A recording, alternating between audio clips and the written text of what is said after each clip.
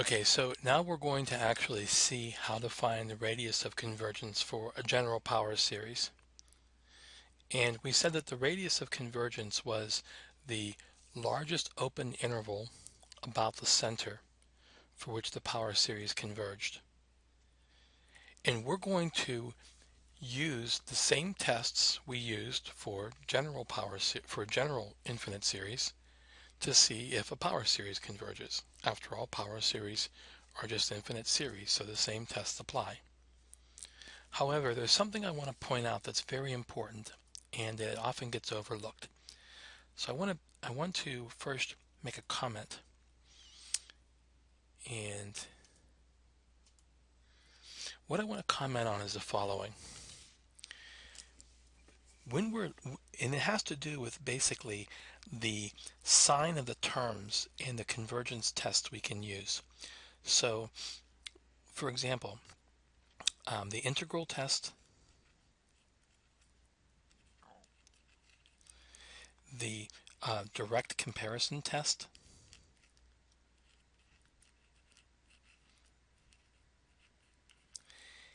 and the limit comparison test can only be used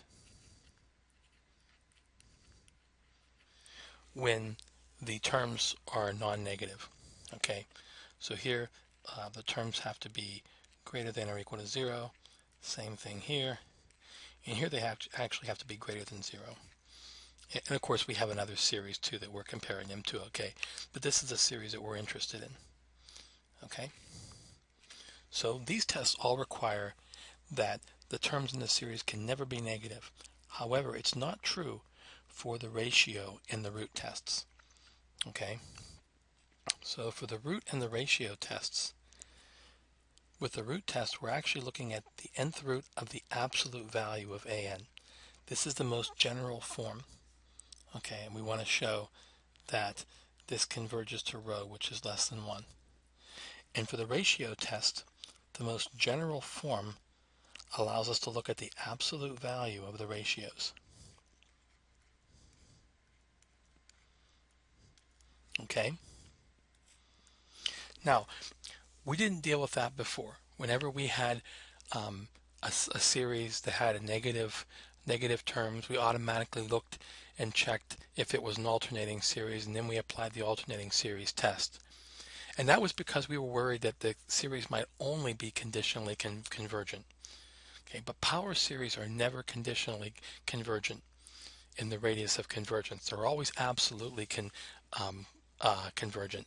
So for these ones, an can be any real number.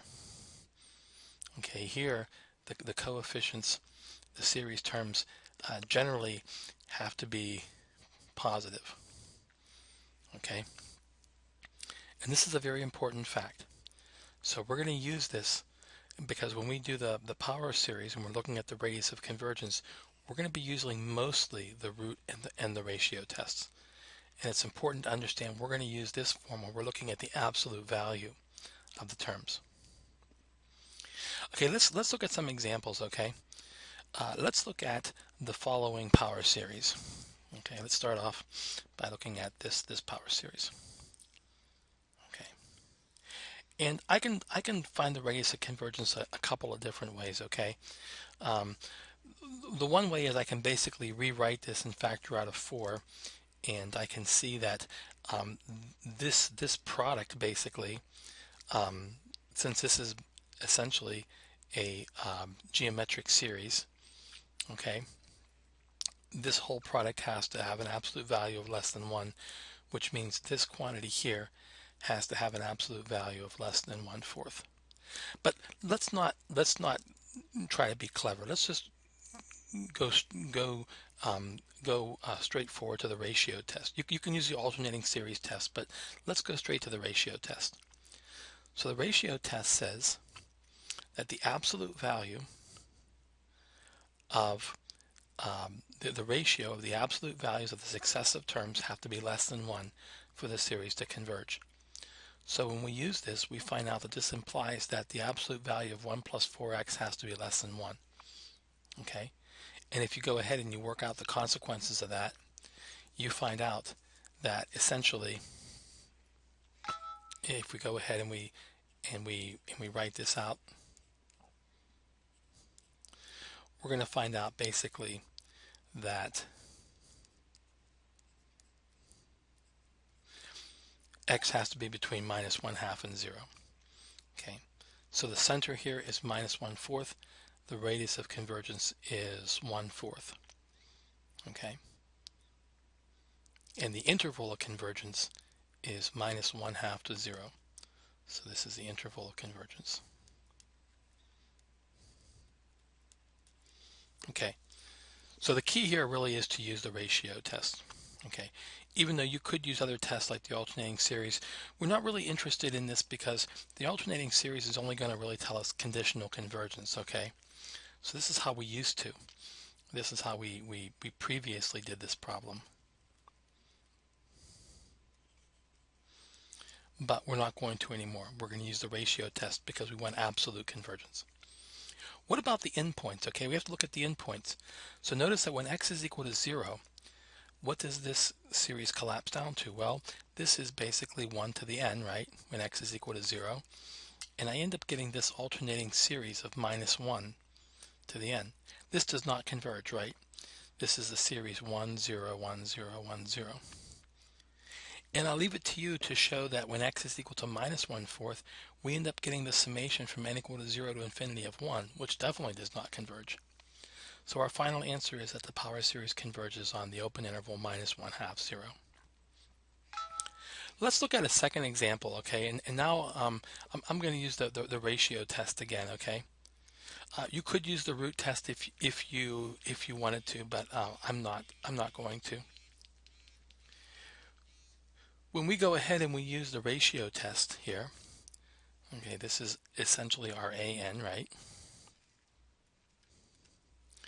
I'm going to take the absolute values of these quantities, okay? And so this is the limit of the ratio of AN plus 1 over AN. And when you go through the cancellations and you take the limits, this limit of course goes to 1, as does this limit. In fact, once you show the first limit goes to 0, the other one follows by the continuous function theorem. And now we have that the limit of absolute value of x over 3 has to be less than 1, which tells us that x has to be between minus 3 to 3. Okay, so our radius of convergence here is 3. Now suppose we want to check the endpoints, okay? So we put in, if we put in minus 3, what we're going to see, and let me go ahead and do this here. When we put in, let me put in positive 3 first. What are we going to get? Well, we're going to get n equals 0 to infinity. And of course, that'll be 3n over 3n. So we're going to get 1 over n times the square root of n. And we know that that sequence converges using a direct comparison test with the p-series for p equal to 3/2. Okay, so it converges at positive 3. If we put in minus 3, we notice that we end up getting the same series, except now the sign is going to alternate. Okay, now we're going to have minus 1 to the n over n square root of n. And we know that when a sequence converges absolutely, it converges conditionally. So since this series converges absolutely, it converges conditionally. Or you could use the alternating sign test, the alternating series test. But we don't have to. We already know that this converges absolutely.